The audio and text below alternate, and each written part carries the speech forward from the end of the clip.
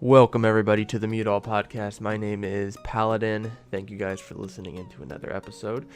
Today we're going to go over week 9, aka the last final week of the spring split regular season. Hope everybody had a good weekend. I did. I was off both days, so I spent both Saturday and Sunday, basically all of Sunday, since we had a lot of games to watch, just watching the LCS. It was really exciting. Saturday wasn't as great, but Sunday, because of all of the tiebreakers, if you guys did not know, it made it very interesting to watch. So it was about like 9-10 hours almost. It was crazy. So I guess I want to give my first thoughts on the weekend and kind of how the season finally wrapped up, because of what took place on Sunday during the day.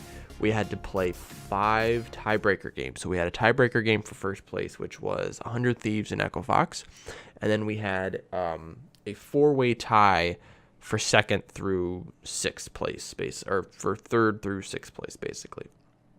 So because of this, we had Cloud9, TSM Clutch Gaming, and Team Liquid all playing basically a single elimination. Basically, the team who wins is going to play for third and fourth. The team who loses will play for fifth and sixth.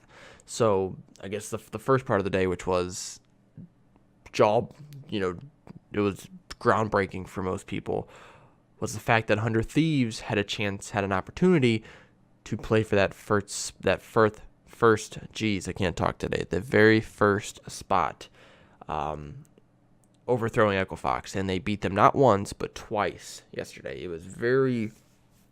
The first win was a little rocky. The second win was very convincing, and I'm convinced that 100 Thieves, I don't think they're the best team this split. I think even though they beat Echo Fox is going through some changes when it comes to the roster, so I'm not 100% sold on them yet.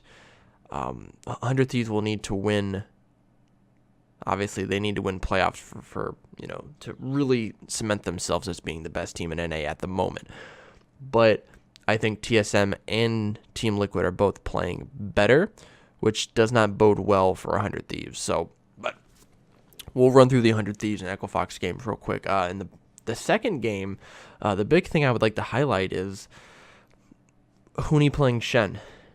Now, a lot of people may not think that's a huge deal. Shen's a very good champion. It's always been in the meta, very, very team fight oriented, can split push pretty well. The problem is, actually, this problem also goes for Cloud9, because they also put Licorice on Shen, is Huni is not a tank player.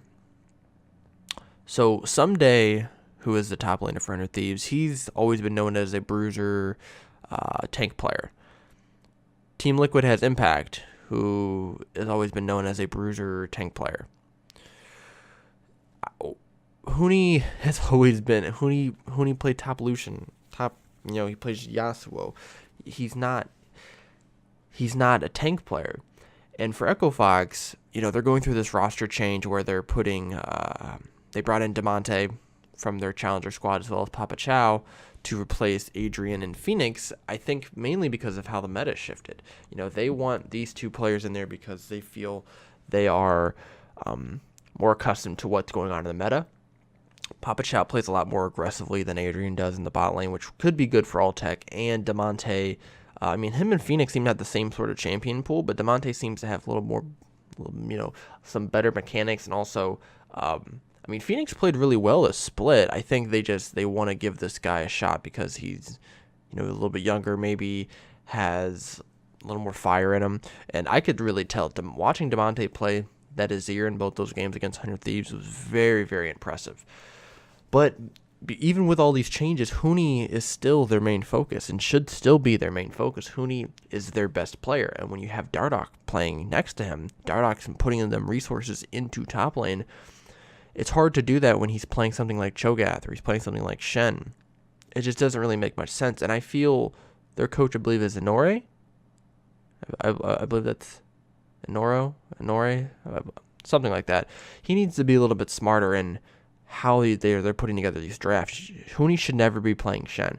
In that situation, you can go, okay, we'll put him on Darius because we know that Darius is a counter to most tanks, and we saw Someday do it. He should be doing something like that. You could put him on a champion like Trundle, same sort of idea. You could put him on something like Nasus. Do something out of the box of the normal, typical cookie cutter NA coaching style, because that's not going to keep your job and that's not going to make your team win. Because it really comes down to the coach. I don't blame the players for picking certain champions because their coach is like, yeah, pick this. Oh yeah, that sounds like a good idea. Pick that, and it's not good. And the same thing goes for Cloud9. And I'm a little disappointed in Reaper because Reaper to me has been coach of the year all split because of what he's done with Licorice. He put Licorice, on GP when it was available. We saw Licorice on Kled. Where is that now? Why is Licorice playing Shen?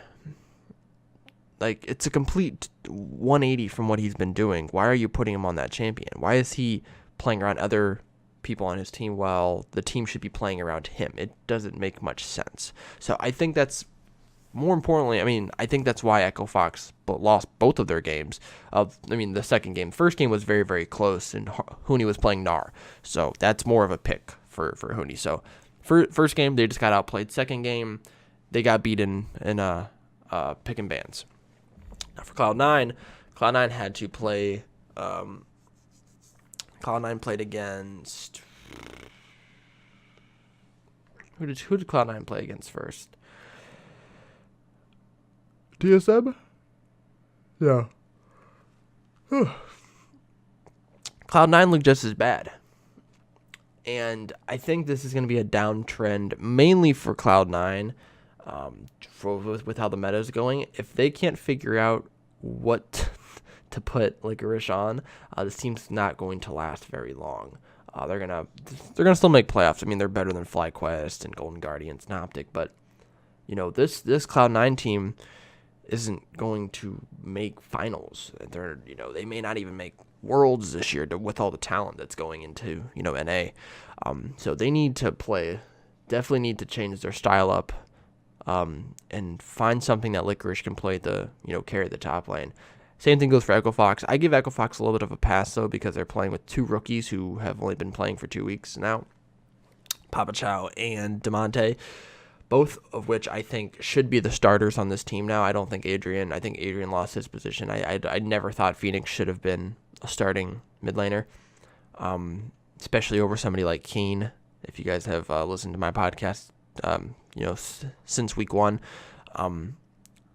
I've never thought Phoenix should be a starter anymore. I don't see why. And Demonte has really proven that he should be the starter. So this team actually looks a lot stronger.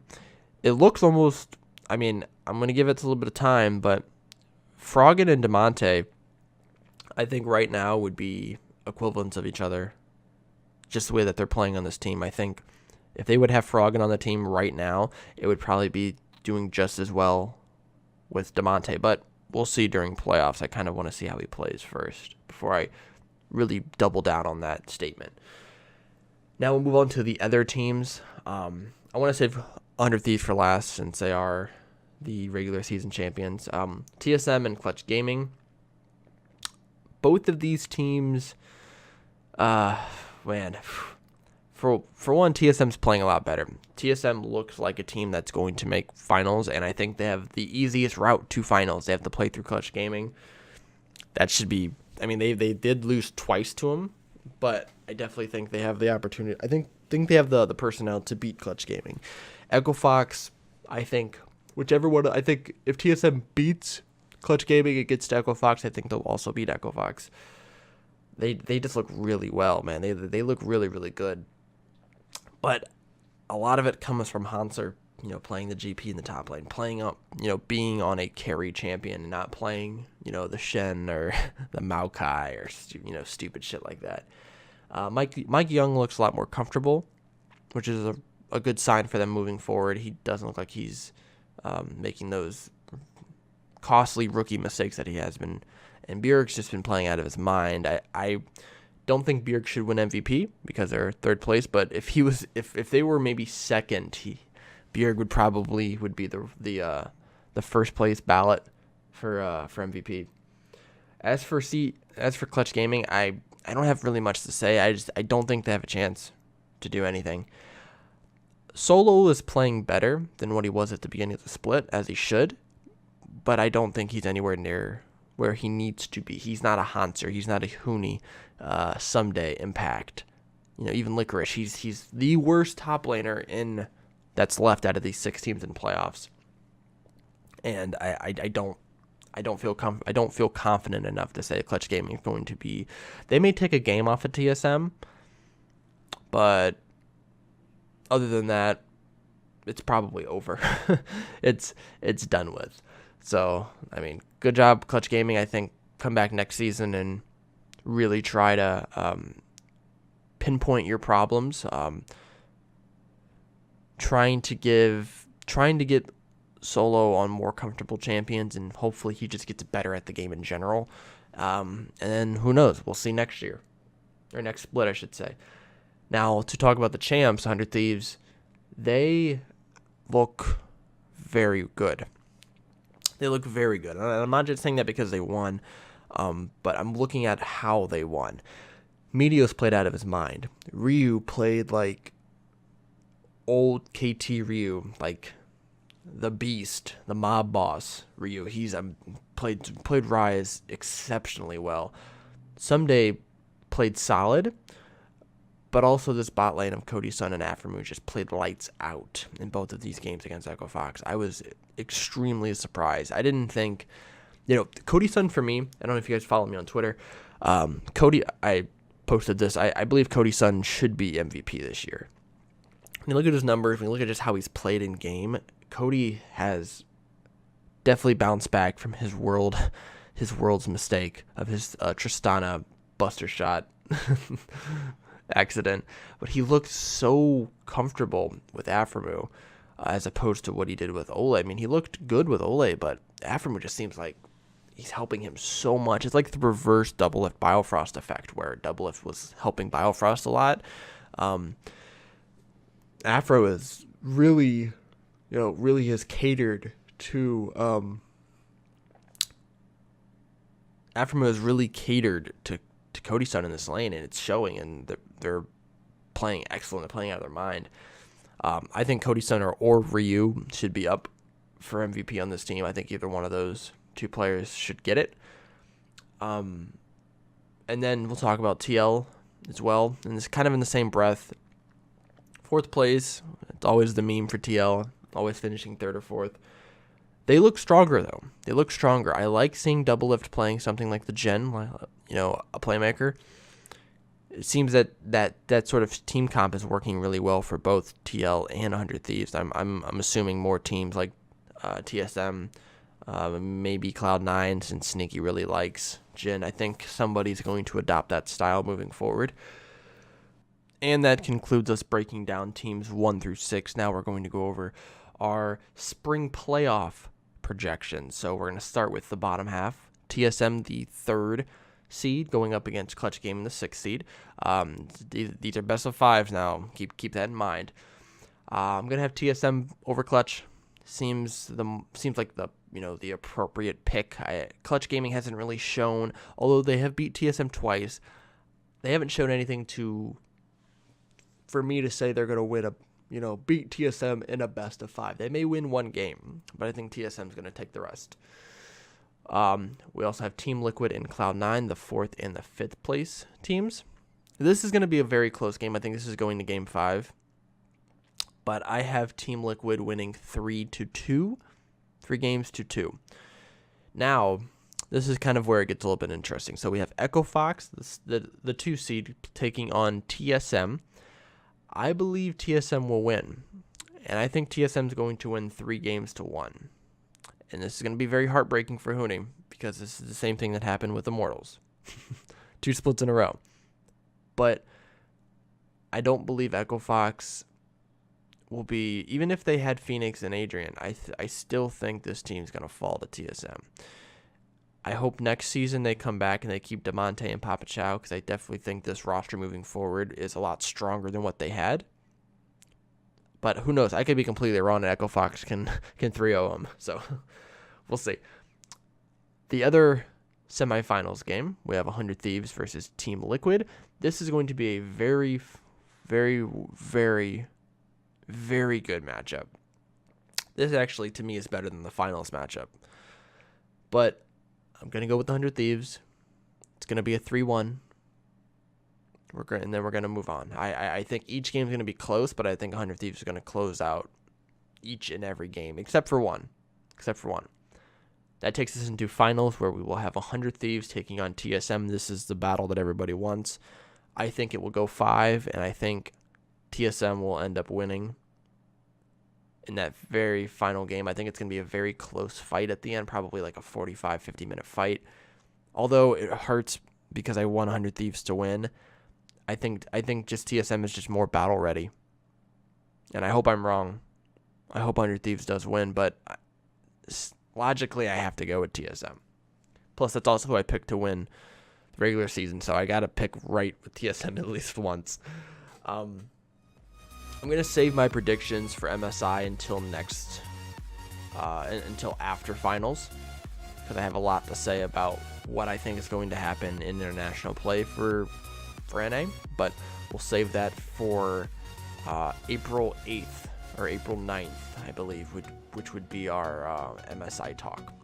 So just to round up everything off, if you guys have any predictions, any comments you guys want to go off of what you guys saw this weekend with the tiebreaker games, or what your predictions are for playoffs, if they're different than mine, let me know. I'm excited to hear what you guys have to say. Also, like and subscribe to the channel. That way I can keep posting content like this, and hopefully in the future it will continue to grow and improve, and we can build some form of community off of this. So I thank you guys for listening, and I'll see you guys next week.